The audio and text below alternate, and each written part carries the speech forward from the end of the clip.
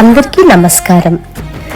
బతుకమ్మ అనంటే బతుకు అంటే జీవితం, అమ్మ అంటే తల్లి, తర్వాత స్త్రీని కూడా సూచిస్తుంది. ఈ పండగ యొక్క చరిత్ర భారతదేశంలోని తెలంగాణ రాష్ట్రంలో అనేక శతాబ్దాల నాటి సాంప్రదాయం మరియు జానపద కథలతో నిండి ఉంది. ఇంగ్లీష్లో ఈ యొక్క పండగని ఏమని పిలుస్తారంటే మదర్ కమ్ అలైవ్ అని పిలుస్తారు. ఈ పండగ ఒక పండగ మాత్రమే కాదు, ఇది తెలంగాణ యొక్క సంస్కృతి, వారసత్వం మరియు వ్యవసాయ పద్ధతుల యొక్క స్వరూపం. ఈ వేడుకలో మహిళలందరూ కూడా ఎంచక్క పూలను సేకరించి మరి వాటన్నిటిని కూడా అమరుస్తారు.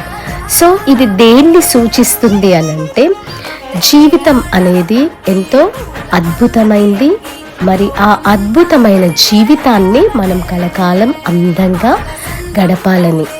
పువ్వుల యొక్క సువాసన దేన్ని సూచిస్తుందంటే మన జీవితం ద్వారా కూడా అనేకులకి సువాసన భరితంగా మంచితనంతోని జీవించాలని. అంతేకాకుండా ఈ పండగ స్త్రీతత్వానికి ప్రతీక. ఎందుకంటే మహిళల యొక్క బలం మరియు స్థితిస్థాపకతను సూచిస్తుంది.